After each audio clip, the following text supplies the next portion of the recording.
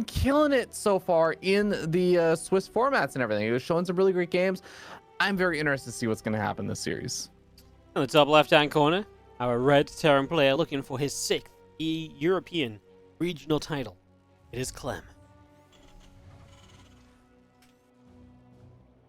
And down here on the bottom right-hand side of the map, we have our blue Zerg player from Team StarCom. He is Wayne, aka the artist formerly known as Rattata, aka the artist formerly known as Vanya.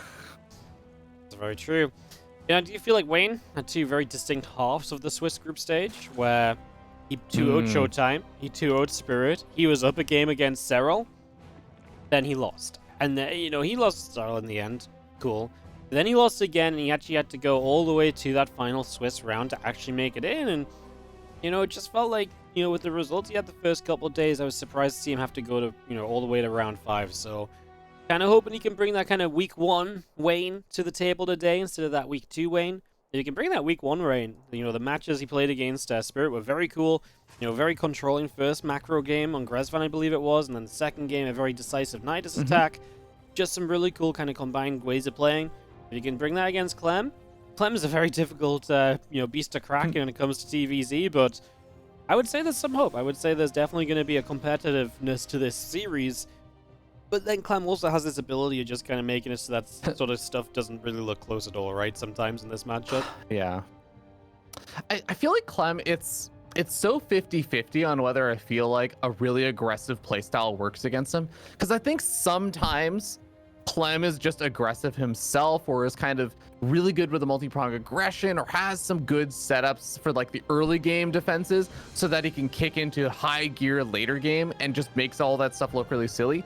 But I will say there are some times where Clem's offense kind of ends up backfiring as he runs into a hard wall of someone that was attacking him or something, and just kind of gets a little bit too aggressive for his own good. I know that's been like a long time problem for him that he's gotten so much better about.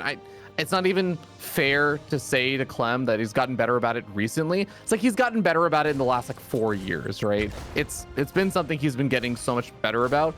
And I think that sometimes I do still see Clem falter to someone that just gets aggressive at an odd time that he's not quite prepared for. Yeah, that's very true. Sometimes Clem's nature has led to that in the past, but he has become so much more well-rounded as a player. And I do feel like the one thing I'm interested to see from Wayne is if he can keep up with the momentum that Clem brings in an early game. Because that's something that Spirit doesn't bring quite as much. Like, Spirit can be deadly, but Clem is relentlessly deadly in the early stages of the game. And I think that's, for me, going to be the real test for Wayne here, whether we get to see a cool series or not. Because if he can kind of jive through the mid-game, awesome.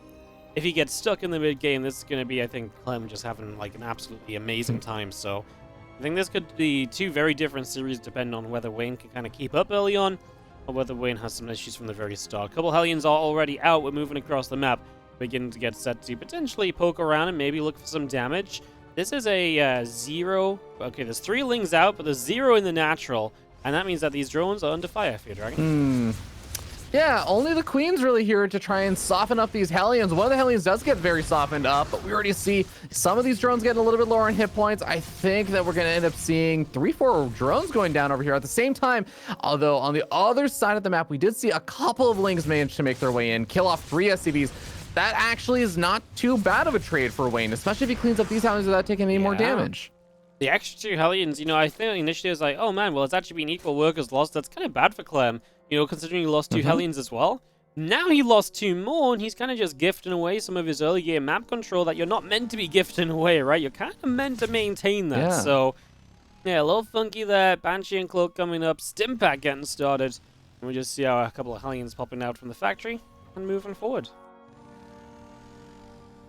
Wayne's looking pretty solid so far. And now with the Banshee that you were talking about coming on forward, this is going to be an attack that normally Clem should have a little bit more firepower for. It's not just the Banshees, it's the fact that the Banshees are there to force the Queens to be in multiple places at the same time because they also have to deal with the Hellions. But now suddenly Wayne has a few more Queens that they can just position in the right spot just to deal with the Banshees, and maybe a handful of the Lings can just deal with the Hellions. But the counter offensive over here from Wayne, this is what I was talking about, where sometimes the power of Clem's aggression comes from the fact, oh my god, no cancel on the third CC. That's really I was talking about how this is characteristic of Clem, sometimes succumbing to counter aggression. That was very uncharacteristic of Clem to miss the cancel there. I almost wonder if he was like, it was kind of obvious it was going to die, but I was almost wondering if he was like, man, I really don't want it to die. I really don't want it to reset. Please let me just believe. And then obviously it was a bad idea.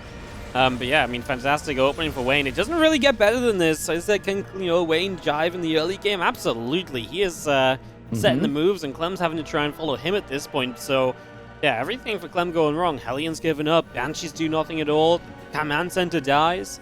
It is a huge opening for Wayne, and I would be hard-pressed to say that Wayne's going to get a better start in this series, in the rest of this series, right? Like, after this first game, because this has really just been everything going right to start us out, and yeah, it's very difficult to do that against Clem, unless Clem's just going to have one of those days where he just absolutely flops, and it's not very often that that happens. Yep, this is going to be a big game now, I feel like, for Wayne to kind of showcase that he is going to be able to close things out after taking a nice, solid lead in the early game. But, still going to be an opportunity for Clem to try and put on additional pressure, not only with the Banshees over here. He's got to try and keep these alive, though. Loses one of the Banshees. Again, uncharacteristic mistakes here from Clem, as now he's microing his Hellions, but I think the other Banshee was not running away from the Queens, and so it takes even more damage on the retreat after having lost one. I just kind of got to say it. I feel like we're not seeing typical Clem right now. I think it's because Wayne's kind of pushing the buttons. Like, Wayne ran at the Hellions, so the Hellions pulled back. Then he went in with the Queens onto the Banshees. And that kind of combination just meant that the Banshee died. And okay, you don't grab the Hellions. That's why Clem was paying attention. But as Wayne, you get something out of this where usually you might not get anything at all. So yeah, I think, uncharacteristic from Clem, because usually he can keep up. But clearly just a bit frazzled in this first game, and needs to just get his kind of feet set and himself steady, because if he can just do that, I think he's still in a pretty fine spot. Just needs to kind of be like, okay, you're making some good moves. I can keep up with this. Just got to kind of get the mind frame in the right place as we do try and evacuate some Marines from the Ling Bane moving forward. Yeah, I think that's a good way of putting it. Hellions are going to be ignored by the Lings for the most part, as a couple of them do manage to clean them up, forcing the pickup into the medevacs. Clem still has a nice little safety defensive setup over here back at home with the siege shanks and everything, and a couple of those Marines popping on out, but Wayne is already getting up into Hydra Den transition. He's got a couple of those Hydras already finishing on up, muscular augments on the way, infestation pit on the way. Wayne is actually not getting stuck on mid game at all in any way, shape, or form. He is thinking about that later stage in those transition points already. Yep, absolutely. As that infestation pit about halfway done from Wayne as well. To bring that infestation pit up, our melee upgrades coming through. Our Marine's going to go and jump on top of a Queen over there, and just going to grab that. Medevacs lift off and move away to the sides.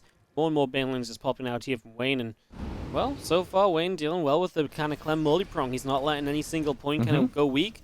And the only thing I will say is the creep spread is limited, right? So that's one thing Clem has got in this game, is that the creep isn't very far forward for Wayne, and that's absolutely something that Clem can use very well as this game continues. The absolute kind of thing that Clem will take advantage of, although losing track of Marines here, and another drop this time denied.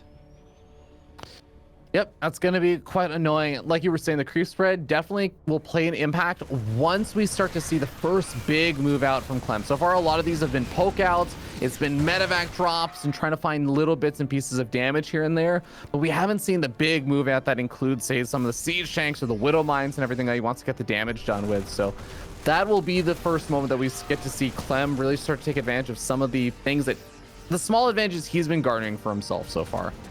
Yep, absolutely. As our Lings coming through, another Widow Mine shot going off, and Medevacs take just a little bit of damage due to still on the way on the engineering bays and on the Evo chambers. Just seeing ourselves on the other side, this Widow Mine's gotten a couple more kills, so actually Widow Mine's just having a great time, like 30 kills across those 3 mines. Yeah, pretty phenomenal in that regard. I have to say, though, I'm getting a little bit worried because I'm looking at the timing of when 2-2 finishes up. Hive is already done. Wayne is actually busting on forward. We're going to be sniping off a couple of these siege shanks, sniping off a couple more of those Marines, trying to bust into the natural. Final Baneling does connect on a handful of those Marines, and Hydra's going to have to retreat on the south side over there. But Wayne continuing to push on forward, still finding that he has enough firepower to continue doing a bit more damage. Doesn't want to overcommit for too much longer as all the Banelings are gone, but are the Hydras going to be enough to actually finish this off? That's a great question, because I was kind of wondering the same, because I was like, oh, I think you've gone too far, Wayne. You're losing so many lings, but the Hydras got in range, and they were doing a lot. He kills the 4th command center, so that's a massive pickup. We see that Clem is still trying to chase. He believes he can obviously get something extra out of the tail end of this battle. Turning around, picking off a few more lings. Marines come through again. Ling Hydra has to keep on running away, and Clem is, in the end, going to have himself, well, a hold in that upper left-hand side, but again, costly. 4th base going down especially is really expensive, and that's going to be very tough for Clem to recover from, because, I mean, if you do get to 4th base now, it's going to be so late. It gives Wayne such an advantage. Yeah, and a whole lot of the game plan there for Clem was 2-2. You do your big move out there. You try and find some damage. You maybe bring along some of the Widow Mines and the Siege Tanks and everything. Now, suddenly, he just doesn't have any Siege Tanks really bring along. He doesn't have a big Widow Mine count. He doesn't have a massive Marine count to do the attack with. So 2-2 finishes up, and Clem is still just sitting back. In the meanwhile, Wayne, during that attack, right as it began, his hive finished up. He's able to start investing in things like Vipers. He's able to start investing in adrenal glands and all of these other really strong late game upgrades. I feel like Wayne has gotten his big transition points set up, and Clem's game plan kind of falls to the wayside. Now, if Clem has to just play ultra defensively here, then Wayne obviously just takes the map, and he has absolute right to do so. So that's kind of the issue, that Wayne is going to be in control. He looks like he wants to go already. I don't hate it with a couple of Vipers. If you knock down the tanks, I mean, tanks are not siege right here. He abduct the first one. I would have loved to see maybe Blinding Clouds on the left tanks. He does Blinding Cloud one position that forces the Marines back. I think this fight from Wayne was messier than it's been before, and it's definitely going to mean that Clem has a better time. Does Clem have enough stuff is going to be the question. Banes are still rolling through. Can they actually hit anything useful? Banelings just keep getting donated here, Fear Dragon, and Clem gets some final pickoffs on his side, and that was a much better fight for Clem. Yeah, a massive injection for Clem, just trying to bring himself a bit back more into this game. A bit of momentum swinging in his favor there with a phenomenal engagement, all things considered, I would say, for Clem. And being able to keep so much of his army alive, even a lot of his siege tanks managed to stay alive, it looks like, because he still's got 4 of them. Now I'm starting to wonder, Wardy, okay, if he can secure this 4th base, if he manages to defend against like one more wave of aggression there from Wayne, is 3-3 gonna be like this kind of window for Clem to finally get aggressive for himself, to finally make a bit happen over here? It's still got to be predicated on him defending this. Yeah, well, let's see what this fight does first. We do see the CC just lifting off, not a planetary yet, so you can do that. Getting back in range of the tanks, just letting the tanks do work against a lot of these Banelings. And again, we're just chasing so far forward. We do knock down a lot of the tanks here, and yes, that has a lot of value. It's just kind of, it's still so expensive here for Wayne, and it just feels as though Clem, a few more trades like this. I mean, this one was better for Wayne, I'm pretty sure, but it's still just a bit scary, right? I think the problem is for Clem, even if he held this, his splash damage was never enough to go across the map and to start fighting on creep. He's still winning because he's defending. And a lot of these fights being off creep means the Banes aren't doing much. Good target fire there to knock the Banes down. We are about to have Lurkers. He really needs to find a way to hold against these Lurkers. Ghosts are coming up, but only the first couple. These tanks have work to do, and I just don't think he'll get this base. The creep spread being right in front of it is going to allow Wayne to just sit here and hold this off. Yep. That command center is going to have to cancel soon, because there's no way you're going to be able to repair through all that damage. We start to see more Lurkers getting offensive on the north side as well during all of this. The Lings trying to bust on in to try and make their way into that mineral line. No Baneling support or anything over here, but Siege are going to gradually pick away those Lurkers. Those command centers, both of them are getting just so low on hit points. Clem knows it's over. GG gets called. Wayne turns those early game victories into a late game W. Yes, I mean, just massive early game. Denying the Hellions, not taking damage himself. Pretty much everything that happened here was just good for Wayne in the early game. Like I said, if Wayne doesn't get another start for the rest of the series as good as this, I would not be shocked, because everything went so well. The bench just got shut down, and don't get me wrong, a lot of it was good moves on his behalf. This wasn't just Clem playing badly. He made Clem make mistakes. He jumped on the Hellions while he went for the Banshees. It was that multi-prong that got Clem a bit off guard and a bit uncomfortable, and he definitely knew to keep the pressure up as well. Some of the pressure was a little bit messy, and it really didn't necessarily look as though it was always a good idea for him to be fighting, especially at the end. Even at the end, I was like, man, there's like no Banelings, like these Lings are just dying, but it worked because there was no answer to the Lurkers. So I'm going to, you can call it crazy, but I'm going to call it calculated, because I think he does sort of look at this and say, yeah, well, I can do it because, yes, it's terrible in one way, but once my Lurkers are in position, there's no answer to them. So, yeah, in that regard, I think very calculated and just good responses from Wayne. Wins on Clem's map pick. Ancient Sister map 2 going to be Wayne's map pick, I would imagine. So, good opportunity for Wayne to maybe open up a 2-0 lead against the E5L champ. That would be pretty wild and a pretty big upset, I would say, for a lot of people's expectations coming into this. We'll see if he can make something like that happen. Clem, I do think you're absolutely right. Wayne had a great kind of later game plan where even though he was taking bad trades, he had like the follow-ups and everything there. One thing I will say is that I think Clem was getting more into his groove, and he was taking not only better trades, but even his little bits of micro and the way he was taking those trades, even his own aggression and stuff was kind of getting a little bit better and a little bit cleaner. He was getting a little bit faster. So I'm always really curious when it comes to players specifically like Clem, who we always say is like a very momentum-based player and everything. When he has a little bit of time to get into that groove, that first game goes a little bit longer. How does game number 2 go? Does Clem look a little bit stronger with some of that early game aggression after all of that? Very possible. In the top right, it is our Red Terran down a game. Clem. Down here in the bottom left-hand side of the map, the blue Zerg player setting up 1-0. He is Wayne. 1-0 lead for Certainly not. our player. Mm-hmm. Go ahead, Ravi. I was just going to say, certainly not making letting his advantages wane. Oh. So you were right to interrupt me and cut me off. I knew there was a reason. I knew there was an instinctive reason I decided to talk right then. It's the first pun I've made the entire show, man. Come on. I was like, oh no, this day is going really fast. I need to get them in quickly.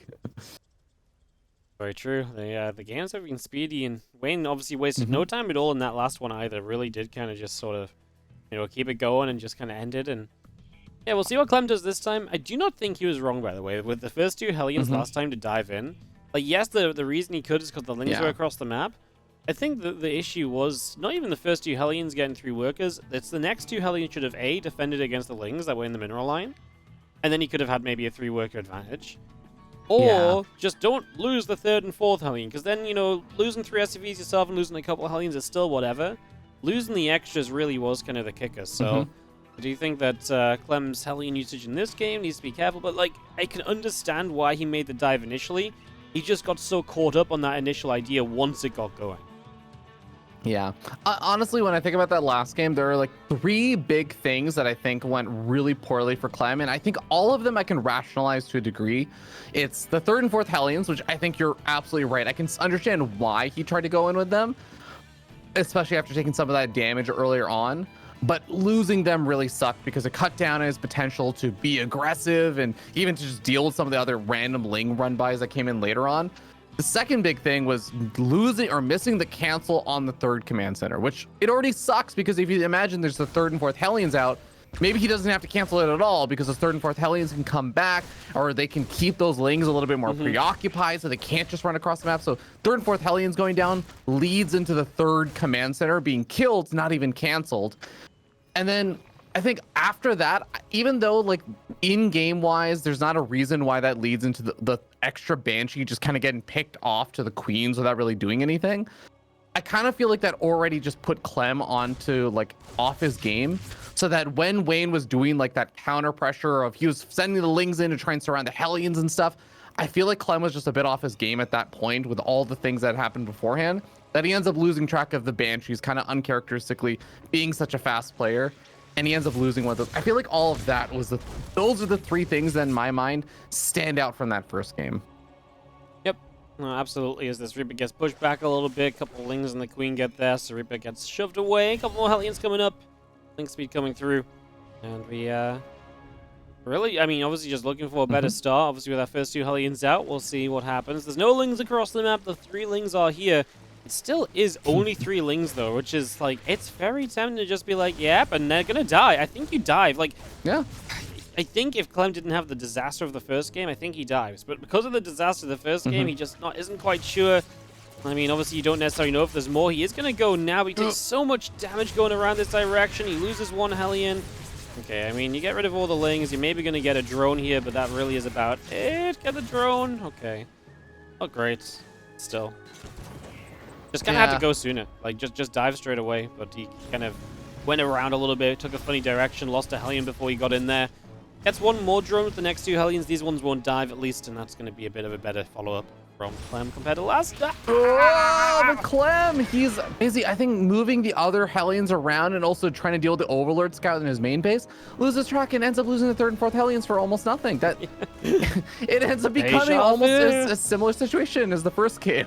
I take it back. Maybe Wayne will have a really good opening again. like everything is going right for him at the moment, man. Like Clem is just making little mistakes that are quite costly. Just looking away at the wrong time, paying attention to the wrong things at the wrong moment. He is not hitting his rhythm, whatever that may be. Like, he's just not hitting it right now. Like, he's just like a second behind here, or like off, he's like offbeat, That's what it really comes down to right now. And if you stay offbeat, that's going to be really concerning, because this matchup is, a battle of the mechanics and paying attention and dropping. And usually Clem is so good because he drops one place, then he drops another, but he's back on the other drop in time to make sure it doesn't die. But, I mean, we saw in the last game a little bit of what happens if that's not the case. You lose a drop here, then there, and then boom, you just get attacked by too many units, and it just has to be careful. Double Banshee teaming up with these few Hellions that still remain alive. We'll see what they can do as we cloak up already, and we go to put some pressure on. Spores are in position already. Yeah, at least these Banshees are able to join forces with the Hellions, so it does make things a little bit more awkward. The Queens want to actually try and move over to the natural to help deal with the Hellions that were poking and prodding in that direction, so they have to move very far away from the Spore Crawler. Finally, the Overseer arrives, and now these Banshees cannot get quite as much damage done, but at least Clem is keeping all these units alive while continuing to try and poke and prod. If you could snipe off some creep tumors and stuff on the way out, I think that would be extremely helpful, because that was one weakness that Wayne had in that last game for a while, not having the most amazing creep spread. But, well, for now, at least Clem keeps his Banshees alive. Yeah, Clem obviously never had the army to take advantage of that. Oh my god, these lings! Well, you know what? They showed up at like the best time in terms of like the CC lifting, but it turns out to be the worst time because they actually didn't have enough numbers to take the fight. So, yeah, kind of the worst but best time for that to happen. So that's actually nice for Clem. He gets rid of a few lings, and Wayne is stacking up money as he goes into a very quick Hydra Den. Baneling Nest isn't even on Baneling speed yet. Usually that is a priority. Hopefully he hasn't just forgotten that, because that could be extremely costly later on. I mean, if you're just going to try and play a Ling slow Bane Hydra against Clem, I don't think you're going to have a good time, but let's see. Yeah, I mean, that does seem like the kind of play style that Clem would do quite well against, but we'll see how things go, because this has certainly not been the series I think a lot of us were kind of expecting in the first place. But this is not as bad of a game one as Clem had. Clem's definitely gotten a few extra W's on the board there in terms of like how the early game trades have worked out. But this is going to be his first kind of big attack over here. He's got a siege tank kind of pinned back. Baneling's speed is nowhere near actually completing, as it's not even begun just yet, 40. Nope, it hasn't. I really think at this point it must be something you've just forgotten, because I can appreciate maybe you get a hydrogen first, but there's no way you don't go back and start Baneling's speed. Wayne is just floating money. Like, his macro is not being quite on point here. And what's kind of funny is, as melee upgrades finish, that's great and all, but the Hydras you're investing into don't benefit from the melee upgrades. Yeah, they benefit from the Carapace, but it's not like you're getting missiles, so that's a factor in this. Tank shot's about to be deadly onto these Banes, which are going to slowly waddle toward Marines. We finally start Baneling's speed, but that's going to be a lot of dead Banelings. Marine count still looking good. Combat shield about to finish, and these Queens are off creep. We're going to grab a couple of those as well. We do get rid of all the tanks now. We turn around, we target fire the Banes. I mean, Clem is just trading wonderfully, and this is the kind of fight which is just never going to end. Clem's just going to keep on rallying. He did lose a few SCVs back at home, so a bit of action from Wayne over there, but in general, Clem's been dealing with this very well on this side and doing plenty, enough to justify staying here for so long. Yeah, Clem getting some big W's in those trades. You were talking about the siege tanks and the big shots they were able to get off. I mean, just maybe not sending off enough lings to actually kill off the siege tanks and allowing them to get off a couple of those extra connections. One of those siege tanks survived for such a long time, and now you start to see there's just no Banelings added into this army. Still no Baneling speed finished up over here is another big factor for why these trades have been so difficult.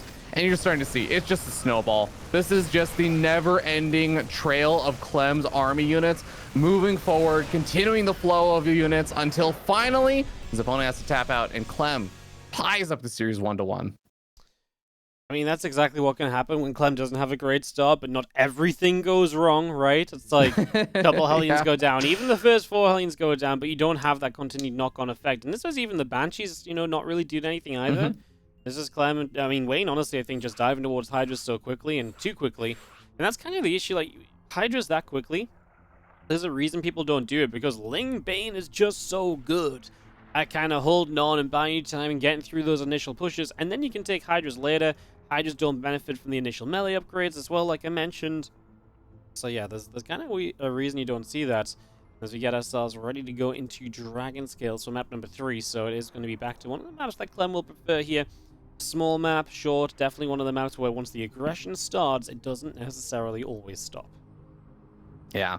And I'm just excited, Wardy, because we're finally going to not have a 3-0 today. That's I was true. a little bit worried because and again, I am a massive Bly fan. I do think that that was also going to be a tough match where that could very well end up being a 3-0 in favor of a laser coming up after this. And that would have just been the day done. But now at least we, at an absolute minimum, we're guaranteed to get one series that goes to a game 4. Yes, we are. It is going to be, like I said, Dragon Scales coming up next.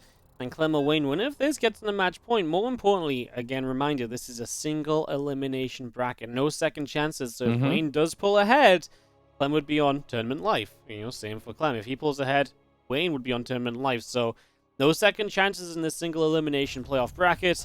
It really comes down to this series, and that's why you can't really afford to mess around and why you can't really afford to kind of have a bad game here or there, which is, well, it kind of looked as though Clem was about to have 2 of in a row. He did pull it back, and he ties the series. It's 1-1 thanks to this man in the top left in the red, Clem. And down to the bottom right, having won that first game, now needs to try and find a way to close out the series with 2 more Ws. It is going to be our Blue Zerg player, Wayne.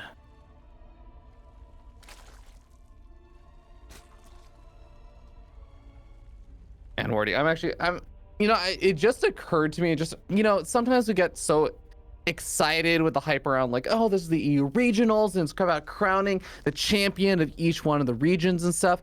And then you remember, oh, wait a second, DreamHack Jonkoping is actually going to be coming up. There's actually a fight for top 4 in the European region and stuff. And I started looking at the bracket and I started thinking like, oh, the winner of this, like, they're going to go on to basically a qualifying match to get one of those top 4 seeds and everything. Who is it going to be? Who do they have to play? It's like, oh yeah, well, the winner of this series goes on to face off versus, the winner of Bly versus the Laser. And then I look at the bracket and I just have this moment of realization like, oh my God, Lambo has to play Serral for like that top 4 seed. I'm like, oh man, that's a brutal match. Lambo has had to play Serral in these sort of positions so many times. Like, Serral has really been like the gatekeeper to Lambo and events, finals, victories. It always feels like it's, and we wouldn't probably think so much about it if Lambo didn't always put up a good fight. Is the fact that Lambo always comes so close to getting, not every time maybe, but a lot of the times he's come so close to getting Serral. Then Serral's like, oh, sorry, Serral factor, boom, game 7's mine, boom, 3-2 victory. And Lambo's just like, god damn it. One time, please. The number of times Serral has reverse swept Lambo it's painful, actually. As someone who's always been a Lambo well-wisher and everything, it's just rough. But that is going to be an interesting one. We should still talk about this series, of course, because this is going to be another one of them that is going to lead into the winner of Bly versus a Laser for one of those qualifying matches. But this really has been a pretty interesting series because it feels like that last game, it went a lot better for Clem after the first couple of minutes compared to the first game. But even then, you could still make an argument that Wayne was still getting some decent trades early on against the Reaper Hellion aggression. This game, hey, I mean, this Reaper's already gotten a bit of damage done. It's killed off 2 workers, it's forced a Spore Crawler and softened up a drone. And this is on a map where you have to go up the ramp into the natural and everything. This isn't exactly an easy map to get damage done on. No, it is absolutely not an easy map to get damage done on. As you're going to see that typical swap over. And note here that this is double gas, no 3cc, right? So Clem taking that more kind of, aggressive approach again, really wants to maybe set towards the Banshees. I think he's coming into the series absolutely terrified that Wayne's going to come out with different kinds of aggression, roach-based stuff, and the Banshees really give him a very good safety net against those things. And Wayne's coming into this just playing Lings, Banes. Obviously would be better with Baneling speed, but just in general things that are not letting the Banshees do too much damage, and so he can kind of get through the early game without Clem getting that kind of snowbally effect. It's like, I kind of like Wayne's approach, because it definitely feels like Clem is playing with, as though he's the one with something to lose. He's like, oh no, I've got to play really safe. I've got to, cloak Banshee, 3rd game in a row, because I just feel like I just got to get into my macro game. Whereas Wayne, He's kind of doing this, that. He's the one that's changing it up game by game so far. No, he absolutely has been. Honestly, one of the best starts so far, I feel like, that Clem has had, where he's been able to kill off a couple of Lings. He slows down some of the creep spread by killing off a creep tumor with nothing but the Reaper. Hellions are also able to join up with number 3 and number 4 without dying for the first time, where he didn't just go for a big dive to pick off some drones. And I mean, now we're going to be able to find a couple of drones that are even transferring over here. Doesn't decide to dive further in. This has frankly just been the strongest start that Clem has had so far in this series. Yeah, I like that it didn't go in as well. It might not look like a lot of Lings, but all the Lings have to do is slow you down for the Queens to catch up a little bit, maybe stop one Hellion, and maybe you could have got in there, but the risk of there just being more Lings popping is too high, and I think Clem this time has realized he doesn't need to try and edge out each and every advantage every single moment of the game. It's just taking it a little bit more cautiously, and we do have our Banshee on the left side. We'll be waiting for Cloak, and so far Wayne's been very good with getting spores at the proper timing. Obviously easy to do that game by game when your opponent keeps doing the same thing. Yeah, absolutely. And I do have to credit to Wayne that he's not really taking too much damage here or there, is just trying to dart back things and do the positional gameplay with his Queens to try and make sure that these Hellions don't have an opportunity to run around or find an angle where Queens are not quite, and ends up losing a couple of drones. But handful more Lings going to be pumped on out as that lair finishes on up, and Wayne really wants to try and get to that point where he's able to kind of push this small little squadron of units back so he can get a little bit more space and start thinking about those transition points, because ooh, that's a fast Spire coming on down. It is, and that's sort of the thing which I think Wayne can do very well with a lot of the time. I'm just scared because if there's ever someone that's going to put on the aggression and keep up the aggression to really punish you playing Spire, it's going to be Clem. Like, and sometimes that can work in your favor, because if you do get the mutas across the map, then yes, Clem maybe not be in position to defend against mutas, and you might find a whole bunch of damage. But it feels a lot more likely that he's going to show up, you've just built mutas, you then don't have units, then you're constantly defending the mutas, never get to move over the other side, or you take serious damage, and then you're asking too much of the mutalisks. So we'll see what Clem can do as he does come in with the Banshees. Such more meticulous play this time around, right? Where every little move is a bit more diligent. He's just being very careful. He's like really just saying, okay, I'm waiting with the Banshees, I'm waiting, and now I see the chance to get a couple drones, and that's just fine. Just taking it little by little, step by step, compared to the previous games where it feels like Clem's gone for all or nothing a lot more frequently. Yeah, I almost feel like Clem has like a little poster board or something behind his monitor that says, take a deep breath and calm down or something. And just like between the games after the first two, he's just finally looked at it and it's like, all right, ooh, deep breath. And now he's kind of getting a little bit better into a groove. He's slowed things down a tiny bit, but not that much more. So he's still able to kind of put on little bits of pressure, put on little bits of aggression. But like you were saying, just kind of playing a little bit more calm. Even has some of those Marines still back at home, ready to intercept the Lings or try and go for the counter run by. Normally, that would have actually delayed Clem in a lot of these previous games. This game, Clem is not being delayed at all, and he is finding a golden opportunity before any Banelings have morphed. 0 Banelings on the map right now, Wardy. Yep, absolutely not. And he's going to find them as they finish morphing. He just needs to get away. Now the mutas show up, so Clem's aware that it's mutas. But this is amazing because A, you're going to drop and actually do okay against the mutas, and B, you know it's mutalist. You've now got preparation time, so even if these units go down, I'm not too afraid because it feels like Clem's going to have a chance to set up. He already did okay here. Maybe I thought he would do a bit better, all said and done, but yeah, I mean, especially just the fact that these mutas are not going to catch Clem off guard at all, I think that's a massive victory for Clem. And now he can just get preparation time against it and just continue to set up. Good job from Wayne defending, because that was terrifying with no Banelings. Clem really just got a little bit too close to the Banes the moment they popped out, which you can argue is unlucky, but is also, you know, if you've seen the Banes morph from there for that long, they've got to pop at some point, you know. Yeah, absolutely. I'm 100% agreement with you there. Very nice that Clem was still able to pick off 3 of the mutas, though, during all of that, because that did mean that reduced the muta count down just to 5 or so, and a couple more are popping out here and there and everything, but it did mean that really not a lot of respect had to be given to the mutas initially. Like, as soon as the mutas were heading across the map, just the missile turrets alone were more than enough to kind of feel pretty safe about things. And that actually allows Clem to do little things like that little move out that he just did further out into the map that scares Wayne back, make sure that he's staying back at home. Wayne is kind of setting up for a big run by on the left hand side as Clem is going for his own little maneuvers around the map on the right. So we'll see, is Clem going to be in position? Yeah, he's still pretty closely far back at home. Yep, he's just well set. Obviously not moving out just yet. He did start 2-2. He is building a 4th base as well. And just getting himself in a drilling clause. One thing about Lingbane Muta is that obviously the mid game for the Zerg really gets drawn out a lot more. So they're going to be on these kind of trading units for a lot longer. You know, you don't need to kind of rush into tech yourself here as the Terran because, you know, you can. I mean, we are seeing the Hive come down from Wayne. So he is making some investment toward that Hive. You just got to be a little careful because as you're heading towards Hive Tech, it's the kind of thing that can just be a little bit too much all at once. This is Clem going a bit too far forward. He tries to play Evacuation and he does lose 1 full medevac. So nice catch there, at least from Wayne. And a little bit of something done. Looks like he wants to keep up the pressure maybe coming through here.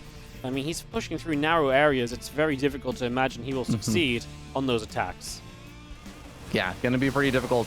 Kind of a weird little trade over there as Clem does end up taking out some of the banelings, but also ends up losing a handful of those Marines. The creep spread is actually going quite well for Wayne, I have to say, in terms of just getting very, very close to Clem's side of the map. It's going to really empower him to try and push back into the defenses, but for now, he's thinking about offense. Banelings come running on in behind all of these links. Are there going to actually be enough links to buffer for the banelings at the end of the day? Banelings gets very, very close to a lot of these Marines, even some more coming in on the south side. That may have actually been enough because during all this, more links and the mutas diving on top of that planetary, but no, just barely not enough to actually get the big damage done. Still kills quite a few of the SCVs though.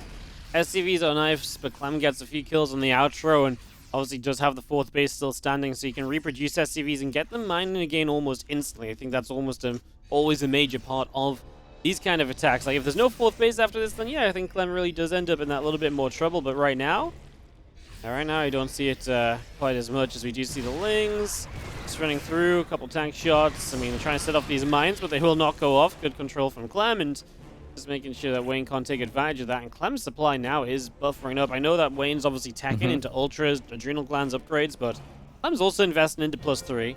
I feel like Clem has just shown us the kind of lead he's establishing. Resources lost a little bit in his favor. He's going to find some mutas here, which do not quite get the medevac. Yeah, force out a stim at the very minimum, but yeah, it's kind of an interesting spot now because I do agree Wayne has that transitionary tech that's very, very close to getting into full gear.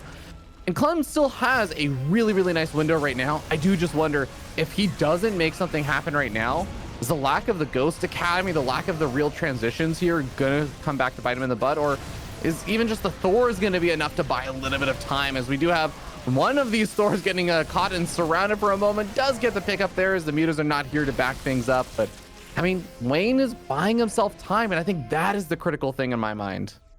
I think the biggest issue for Wayne is going to be that it's still Lingbane Muta into kind of Ultras, and Clem just doesn't need too much extra to kind of deal with that. I mean, you could obviously, against the Ultras, generally want something nice mines, of course, there from Clem. Against the Ultras, you do generally want to kind of tech up a little bit, but as long as it's still mostly Lingbane Muta, Clem doesn't want to go overboard, like going into Ghosts, because that's just how you lose, because Ghosts kind of get swarmed by Lingbane. So yeah, even as the first Ultras come up, I think as long as Clem isn't purely Marine, he'll be fine. He is kind of purely Marine right now, so it's a little scary. You know, Ghosts or at least a few Libs at this point would be nice. Libs even work because the Muta count is kind of low, so just something to kind of deal with the Ultras. It's the Ultras that I don't think Clem's really prepped for, and maybe that is where he has some issues in these next few moments.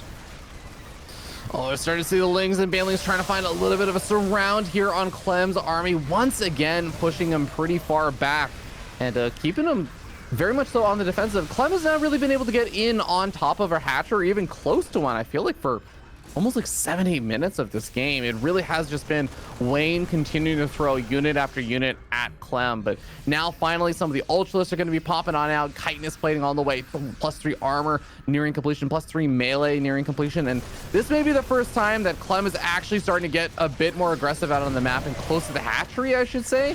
And well, the Ultralists are here and they are able to buy a bit of time and space again.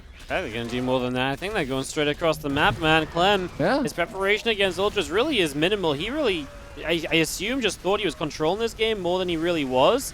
A couple of these Ultras, I mean, they're all going towards this base. The SCVs are being dealt with by the Banelings. If these Ultras had run down that ramp, that Thor would be dead, and a lot of these Marines would be in a lot of trouble too. I'm just a little sad about how Wayne controlled this because it feels like there was so much more potential. Maybe there still is. Now the Ultras are doing what I wanted them to do moments ago, jumping towards that army before there's much really to deal with them. Mutas are going to force a lift on a CC, and I think you just kind of keep going here as Wayne. Like, it seems kind of silly. I guess these Ultras are starting to die now. There's a planetary over here too, but Man, it really felt like he lost so much time trying to use these ultras. Yeah, it felt like even though this is a great position, I feel like for Wayne, he still did a lot of critical damage here. I'm with you that it felt like it could have been a game-ending situation, and well, may still very well turn into exactly that as the mutas are continuing to harass inside the main base. Lings and ultras are actually just everywhere, trying to still get cleaned up, and he is bleeding off some units here and there, but at the end of the day, it feels like Clem is just not really mining anymore, and that is going to be a bit too much. Wayne takes the third game and now is up 2-1 against Clem, one game away from eliminating Clem in the round of 16. Which is kind of a bit bananas because Clem has had events, regionals, where he's lost and then come back from the lower bracket. But there ain't no lower bracket this time, right? So, yeah, I mean, this was just kind of wild because for so long, like, you know, considering you weren't making a lot of progress and you weren't getting on top of bases, I don't think Clem should have been thinking, oh, I've got this, like, controlled. I think Clem should have noted, like, hey, man, you've been on Lingbane, ish for a while. There probably is, like, there was a long time for Clem to spot and identify that there was a tech up happening. He just didn't do anything about it. Like, at first it's like, well, he's not doing anything because he's got Marauders. Then I was like, oh, he's got one Marauder. Then I'm like, hey, he could build Liberators, but then he didn't start building anything, right? It's not like he was just about to get to anything. It's not like he was just about to have the ghosts popping out and that would have been it. Like, he was completely blindsided by Ultras and just apparently did not pick up on the fact that Ultras were a possibility even. Like, it's kind of baffling, actually. So, yeah, solid stuff by Wayne, and he gets himself into a 2-1 lead. Again, he keeps winning on Clem's map picks. So we'll see if Clem can return the favor again. And now he has to. This is what we said. Single elimination. Do or die time. It's kind of wild, too, because, I mean, this is the round of 16. This would be a massive upset. The last time, or sorry, the only time since the last season of 2020 that Clem has not won the EU regionals was, I think, like one time. There was one season he got second place. I think it was like to Rainer or something in 2021. Every single other time, he's basically won the entire event. And actually, sorry, it wasn't versus Rainer, it was versus Cyril. He lost once and got second place. Besides that, Clem just wins the EU regionals. Ever since he did it the first time in the end of 2020, that's just what happens in EU. So it'd be absolutely wild to me if Clem ends up getting knocked out in the round of 16 here. Wayne is one game away from doing it. Clem not joining the lobby straight away. I think that's smart. Take a moment to breathe, you know, think about it. You know what you're going to do. How's the approach going to look going into this next match? Because this is, we've just said, is do or die. It is time for Wayne to, you know, potentially get round of 8 or Clem to actually stop him and at least force a game 5. But, I don't even know, like, you know, each stage of the game isn't looking great for Clem. The early game's not being super pretty for Clem. The little bit of later stage, he's clearly struggling as well. He's just not having that dominant kind of set of games that I thought he would. And, yeah, I mean, genuinely impressed by Wayne. It does feel, don't want to take away from Wayne, but it doesn't feel like this is the Clem we're used to seeing in TVZ. Not when it's like EU server, EU regionals, where he's usually so good in this matchup. No, I'm in 100% agreement with you on that. Especially, I think the start of this series was not really the Clem that we maybe came in expecting to see.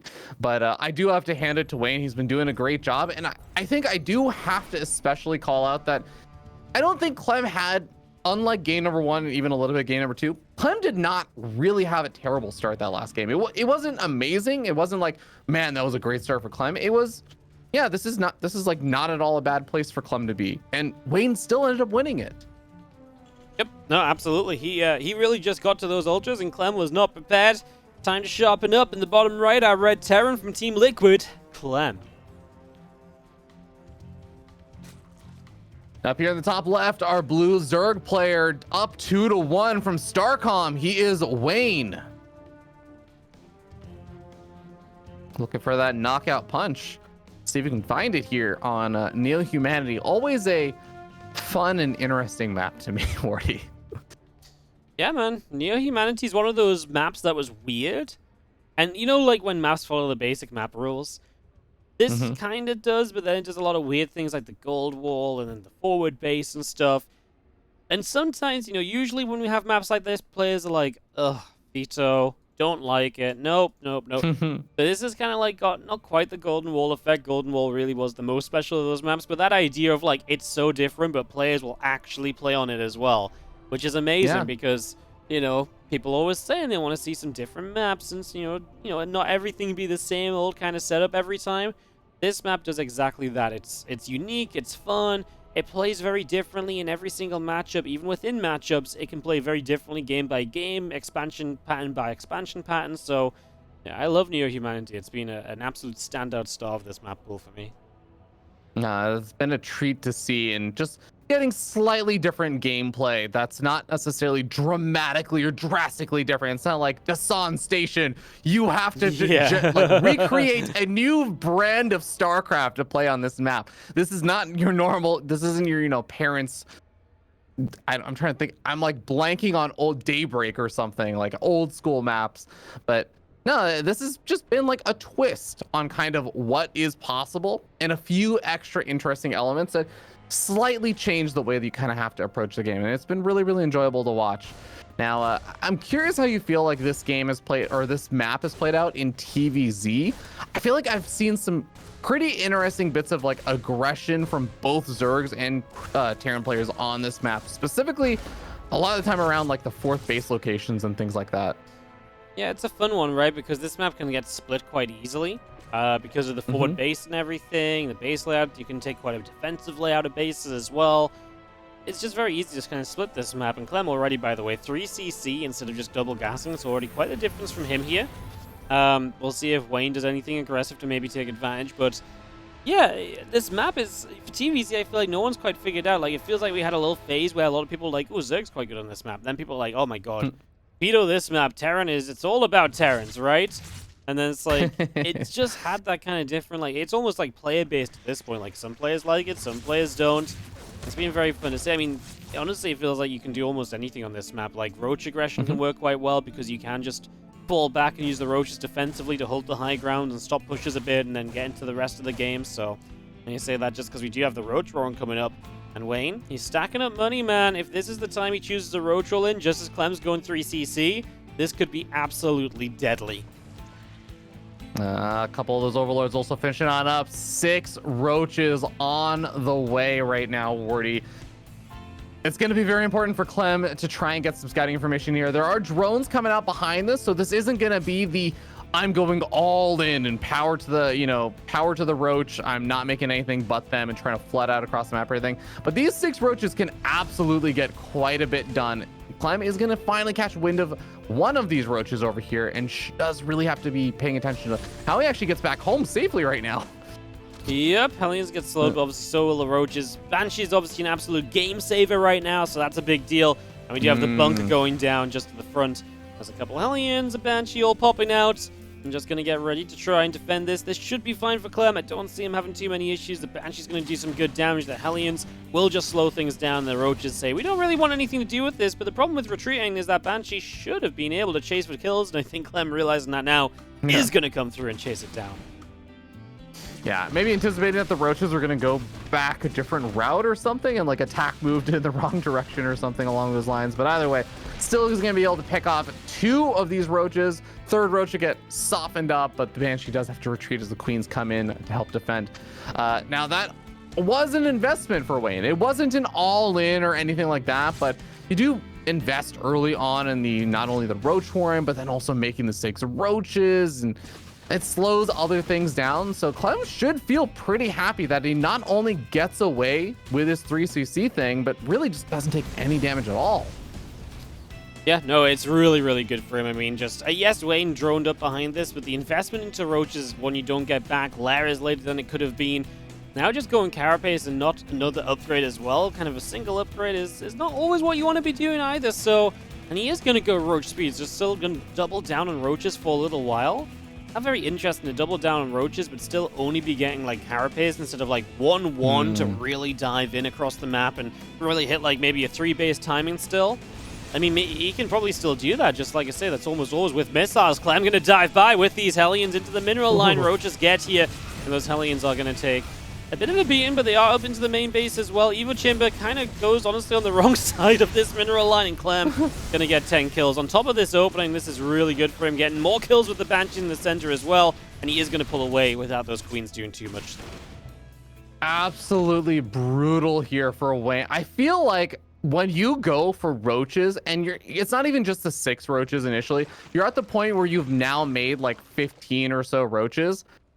That's just the point where like Hellion should not be able to do anything to you. The fact that Clem found that narrow little gap and even just found the one little angle that there weren't actually that many roaches left over and still managed to run by and kill that many workers. I mean, Clem is up even after the redroning. Clem is still up in workers already. Yep, no, absolutely. He's in a great place, man. This is just rough for Wayne, who is just gonna send it, by the way. So part of the work account is going to be that Wayne isn't trying to rebuild. He's just gonna go, and he is gonna find Clem kind of forward. I mean, a few Marines will go down before they get in, and now their siege tank's exposed. Clem just doing a classic kind of Clem mistake from the past, where he kind of gets a bit too. I mean, he wasn't really being aggressive, but just too far forward. And this is gonna give an opening now. The next siege tank is so far back. I tell you what. Fear Dragon, these Banshees are absolute game savers for Clem. If he didn't have these still, these roaches would just be on this base and killing everything. I mean, they already kind of are, but at least they're paying for it with the Banshees hitting them constantly. Yeah, that is definitely the case. And, well, no siege tanks can really get over here super safely, but I think the Marine count is building up enough in conjunction with the Banshee continuous damage output over here that I think Clem, I mean, he should eventually be able to defend this 3rd base location, right? The Queens are over here now, so I mean, it's do or die for Wayne. He has to get big damage done with this attack, and even though he's gotten some good damage done, I actually don't know if it's actually been enough just yet. No, I don't think it is, of course, just because he still has to get through here again, and now the positioning is really working against him. This constant, like, right side attack is not good because the tanks are in range, so they're kind of hitting the roaches, they try and come forward, and if you try and swing around the left side, I feel like Clem's going to be prepared over there too, and I think that's the issue Wayne is having.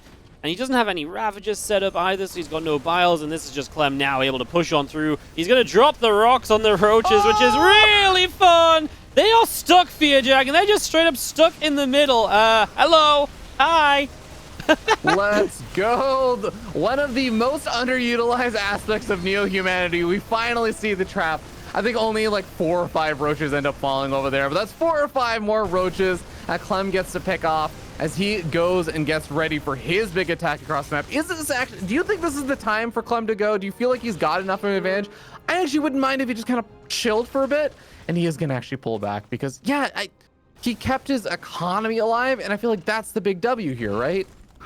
Yes, I mean, he doesn't need to go right now, and going in too quickly against roaches is absolutely the kind of thing that can cost you massively. I mean, you saw how painful it was when he was just a bit too far forward on the left side and the roaches jumped on him, and that kind of triggered this entire set of events that maybe gave Wayne a chance again here in this game 4. But no, I think going back home and just waiting a little while isn't a bad decision. You do have your economy, and once you get maxed out, you're playing against a Roach Ravager army. Like, you are maxed versus a Roach Ravager max, you're going to have a good time as a Terran player with tanks on your side. Like, the Zerg army in that composition is not meant to fight maxed out versus maxed out without the Zerg having something extra, and that something extra doesn't exist.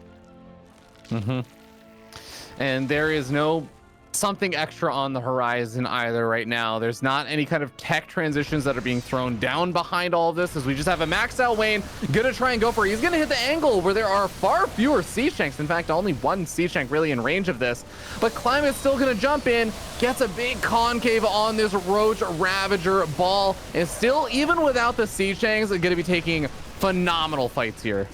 Absolutely, that's just going to be Clem knocking this back. I mean, that's just kind of a testament to this army composition of Wayne, that this sort of size of Terran army, it's not even down to the tanks. The bio alone can stand up to those roaches, so yeah, I think that's just kind of really cementing the idea of that Wayne is in a crap ton of trouble, and as more roaches pour out, it still is just more of the same, and Clem is obviously advancing the tanks to help with it now as well, and it really feels like he's going to have a good time just jumping on forwards on these roaches and ravages and just going to get on top of this forward base that knocks Wayne down to 4. Bases with the left side base still active, but of course Clem can just continue this chokehold and this push forward from here. Yeah, Wayne tries to go for a counterattack on the right-hand side of the map, but he knows that this army is what it's all about. If he can't clean this up, if he can't defend against the big onslaught of bio and siege tanks, then it doesn't matter if he gets a bunch of SCV kills on the other side of the map, he still ends up losing it. He is going to be able to actually clean up quite a bit of it. Most of the bio has fallen, even if he is running a little bit dry on things, and well, yeah, the attack on the other side of the map is not successful enough to counteract it. Clem brings us to a game 5. This man is not going to go down without a fight. what we needed a Game 5 to do. After the first couple of series were a little bit we did, yes. disappointing. A Game 5 is absolutely on the cards to make today just a little bit better. We absolutely deserve this one, so we will take it and get ourselves ready to see whether or not it's going to be Clem or Wayne advancing to that round of 8. And which of these players is going to have their life kind of ending right now. So here we go. Yeah, very excited for this. It is going to be interesting. So just I was looking at their Eligulac stats and everything against each other. It looks like these two players, they've played actually a fair number of times and everything against each other. Wayne's only ever defeated Clem 3 times. And I actually think that one of those times is even a best of 1. So really Wayne has beat Clem once in a best of 3+. So this would be a pretty big W for him in more than one way. Oh yeah, absolutely. We're getting the players ready, by the way. Royal Blood for the map. Kind of feel like that's a fine, kind of right map 5, right? It doesn't really favor one guy over the other. It's the map they were both happy to kind of just have left until the end. So with that in mind, we get ourselves lined up into it, and Clem or Wayne will be going to the round of 8 based on the result of this game. Fear Dragon single elimination. Like, I didn't really stop to think about it too much because I thought, first day, whatever. But like single elim really kind of makes it like kind of tense. I know like a lot of players in the past only ever got 1 life because they started in the lower bracket, but yeah, man, like day 1, like things are serious, upsets happen, and that's it. Like the season's just determined for some of these players. So yeah, some crazy stuff here as we dive into it. Royal Blood, already mentioned it. Let's waste no more time. In the bottom left, our Red Terran, Clem. And on the other side of the map, we have our Blue Zerg player. He is Wayne. And Wardy, I got one more stat to throw out at you. Stat me, Fear Dragon, stat me. Clem is on a 17 game or series winning streak against Wayne. And that's in best of 3+. As my best friend Roddy once said, never, and I mean nobody, ever say that they can go 18-0 against Wayne in a row. I'm pretty sure that's what he said. It might have been a different number, it might have been a different play, but it doesn't matter. Nobody 18-0 Wayne. That's what Wayne was thinking during the first 3 games of this series. Game 4 was, just solid by Clem, just good defense, right? And from the defense, he really just took a pretty drastic lead, I would say. So, put himself into a very good position, and here we are into a Game 5. I also felt, though, Clem in Game 3 was doing a really good job of just going for a more meticulous approach and just being way better early game, but really let it slip when it came to the transition later on. So there's definitely things to worry about if this game does progress a little further. I wouldn't say that Clem in general, I feel like has been getting better as the series continues. He's been looking a bit more comfortable throughout. But it's definitely not been perfect. Yeah, I think 2 things come to mind is that game number 3, I think that Wayne was doing a really great job with the defense as well. Versus game number 4, there is a single moment we can also point to and be like, oh, well, this is where things went from even-ish, maybe a little Clem favored, to all right, Clem has a pretty solid advantage now, and that's the Hellion run by. Being able to get all that damage done at that time when Wayne was already just flooding out a lot of roaches and everything really made things quite difficult for him. So yeah, it's kind of interesting to think about how Clem being so over aggressive and like kind of flubbing on a few things here or there on the offense kind of led to his demise in just at least one of the games. Even though game number 2, it almost looked like it was also going to be kind of a rough start initially for him. He turned it around. I really just want to see, like, do we see the more meticulous, like, safer Clem, or do we see him do another one of those kind of dive-ins, I'm not afraid because I'm going to find some extra damage here and this is all going to balance out the end kind of style. I feel like we've seen 2 very different sides of Clem in this series. Yeah, we definitely have seen you kind of go for just the moments of like take it all or die trying, and then the moments of just like chill out a little bit extra. This time getting 3cc it once again, by the way. Was so comfortable in the defense last time. Do not mind him getting the 3cc up into a Banshee. I mean, overall, generally, if you're the favorite player coming into this is Clem, the builds are the right choices. Play it safe, get Banshees up, be safe, don't let yourself get killed early, right? It's just, because it hasn't been that kind of like simple and straightforward, it's kind of like, oh my god, the builds just haven't been working. But last time it was obviously really, really good for him. Just getting that Banshee up, defending the aggression. Don't imagine we'll see a Roach Roaring again from Wayne. At least not like an early aggressive one like we saw last time. I'm trying to find a creep gym. Obviously nice if you can slow those down early, but we'll not get it. 2 queens are pretty good against a Reaper, it turns out.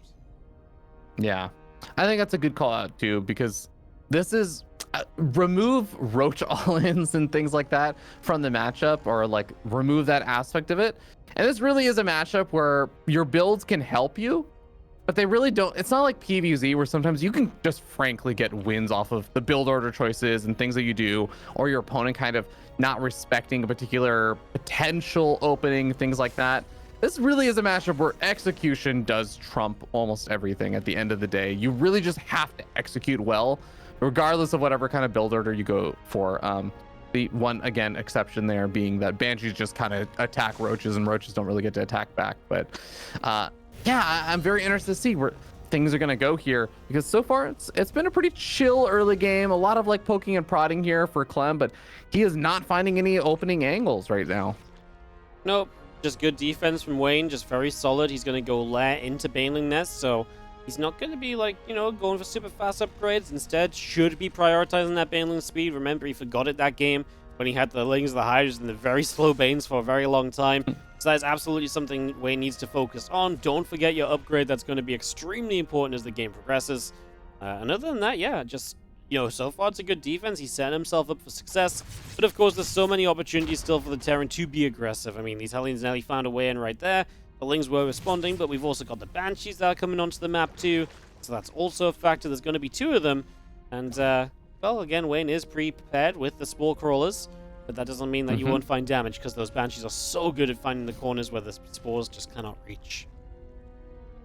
Yeah, Clem especially has been able to be quite good at that, and happy to see Wayne starting up Baneling speed. That was definitely something that came back to bite him in the butt. Delaying that or missing it, whatever the reason was, in game number 2 really caused a lot of problems for him there. But should have it in a nice, timely fashion this game. And, well, does have the crease thread already over at that 4th base location, so should be able to get queens over there in time. And is also deflecting the Hellions, or at least buying some time against them at a minimum. Yeah. No, I mean, definitely deflecting. He got some good damage onto them. Banshees take some good damage too. Defense is really good from Wayne so far. This is a good early game. Baneling speed first as well, so he's playing very safe too, not doing anything overly crazy, and just going to get the melee upgrades behind it. We're still waiting to see what his tech choice will be beyond this. Are we just going to stick to Ling Bane? Are we going to drop a Hydra Den down? Starts to feel like it's a little bit too late to probably start thinking about Aspire and Mutalisk, so if I had to make a guesstimate, I would probably say we likely see a Hydra Den before we tech up into Hive, and then maybe just Lingbane Hydra, or even into some faster Lurkers. That would be my route from Wayne. He could play Lingbane only into Hive. It's a little bit more dangerous to play, and it is very kind of aggressive and just all over the place though, which is something that Wayne has shown a tendency to kind of trend towards lately, so yeah, some possibilities across the board. Yeah, I don't hate it. I don't hate the options that he has at his disposal.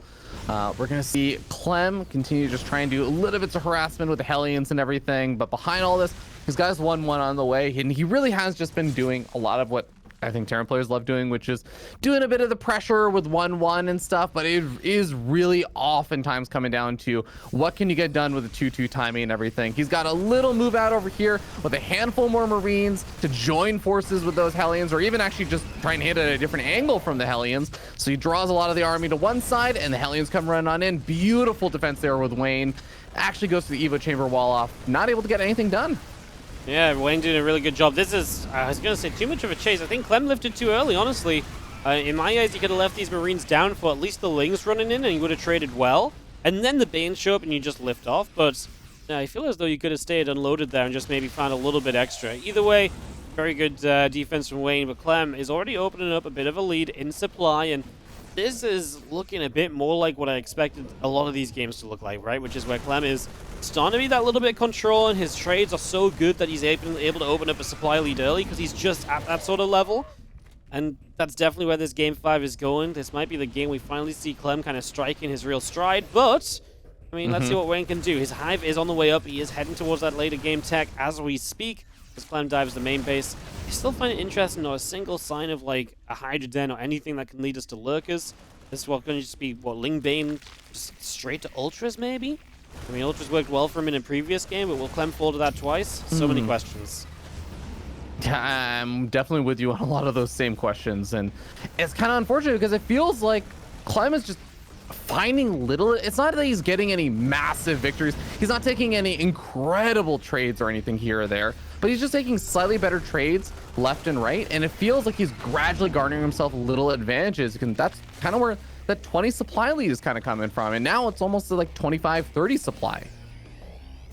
Yep. I mean, Clem's maxed out against 170 pretty much, right? That's what it's about to come down to, and he's starting to push like he's maxed out as well. He's dropping to the top side. He's keeping Wayne busy. The crew spread is disintegrating before our eyes, and that means that Clem's just going to have so much more control on the map. He can jump to the high ground here, and all this time, there's no preparation on the right side. The preparation on the right side is a group of like 20 lings, which might be able to morph in some Banes. No, don't do this. He's just F2'd them forward, I think. He realizes it. He pulls them back, but Clem takes great position over here. He's F2ing so hard. I mean, these lings have run in multiple times out of sync with everything else. Here we go. Clem just going to split backwards, and I mean, if nothing else, this has already been a good trade for him, and he's going in at the front, and he's defended the counterattack of Wayne. Beautifully done by Clem. Yep, even comes in on this left-hand side, finds a bit more damage. The Widowmine's getting so well situated over there, made that defense so difficult for Wayne. He knows it's over. GG gets called.